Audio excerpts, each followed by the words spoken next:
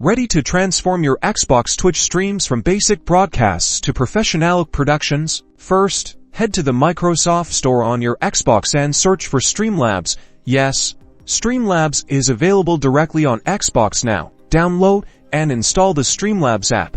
It might take a minute or two, so grab a quick sip of your favorite streaming fuel. Once installed, launch the Streamlabs app. You'll be prompted to log in with your Twitch account. Make sure it's the account you plan to stream from. Now for the important part, customization. Dive into the settings menu. Here, you can adjust your stream quality, set your audio input, usually your headset microphone, and explore overlay settings. Overlays are key to a professional stream. Add your webcam, game chat, and alerts to engage with viewers and personalize your broadcast. Experiment with placement and sizing to find what works best for you. That's it.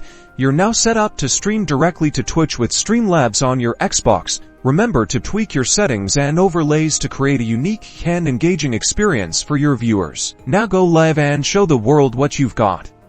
Don't forget to like this video and subscribe for more streaming tips and tricks. Happy streaming!